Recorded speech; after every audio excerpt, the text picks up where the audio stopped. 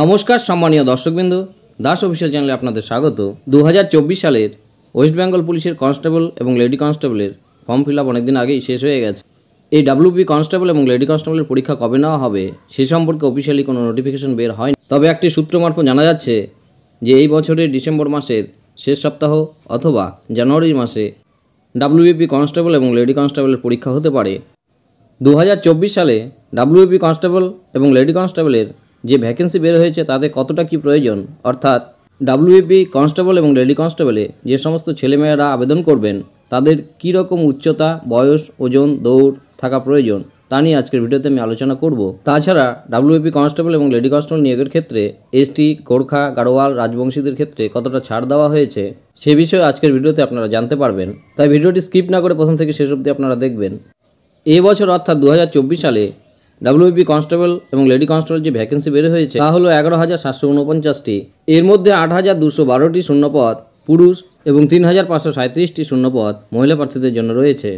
যোগ্যতা: WP constable এবং lady কনস্টেবলে আবেদন করতে গেলে প্রার্থীদের অবশ্যই একটি স্বীকৃত শিক্ষা বোর্ড, যেমন West Bengal board of secondary education, open, NIOS, Delhi board, Madrasa board, এরকম যে কোনো একটি স্বীকৃত শিক্ষা বোর্ড থেকে মাধ্যমিক পরীক্ষায় উত্তীর্ণ হতে হবে।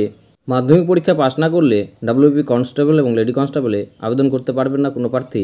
বয়স: ডাব্লিউপি কনস্টেবল এবং লেডি কনস্টেবলে আবেদন করতে গেলে ইউআর অর্থাৎ আনরিজার্ভ জেনারেল ক্যান্ডিডেটরা সর্বনিম্ন বয়স 18 বছর এবং সর্বোচ্চ 30 বছর অবধি আবেদন করতে পারবেন। তবে SC, ST, civic volunteer, village police এদের ক্ষেত্রে 5 বছরের বয়সের ছাড় দেওয়া হয়েছে।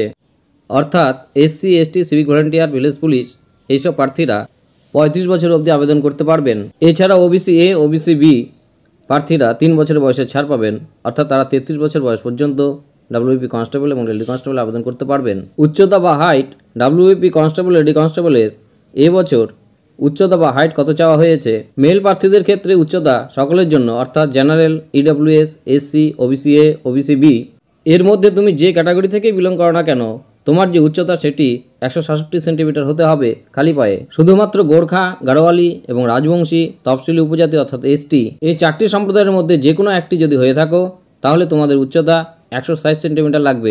অর্থাৎ এই 4 সম্প্রদায়ের প্রার্থীদের উচ্চতার ক্ষেত্রে 7 সেন্টিমিটার ছাড় দেওয়া হয়েছে। ডাব্লিউপি ফিমেলের ক্ষেত্রে উচ্চতা সবার জন্য, অর্থাৎ general, EWS, SC, OBC A, OBC B এইসব ক্যাটাগরির মধ্যে তুমি যদি কোনো একটি ক্যাটাগরিতে বিলং করো তাহলে তোমাদের যে উচ্চতা সেটি 160 সেন্টিমিটার লাগবে। তবে গোর্খা, গাড়োয়ালি এবং রাজবংশী, তফসিলি উপজাতি ইত্যাদি ক্যাটাগরি প্রার্থীদের ক্ষেত্রে উচ্চতা 152 সেন্টিমিটার লাগবে। অর্থাৎ এই 4 সম্প্রদায়ের প্রার্থীরা উচ্চতার ক্ষেত্রে 8 সেন্টিমিটার ছাড় পাবেন। ডাব্লিউপি কনস্টেবলে মেলের ক্ষেত্রে ওজন: ডাব্লিউপি কনস্টেবল নিয়োগের ক্ষেত্রে সবার জন্য ওজন লাগবে 57 কেজি।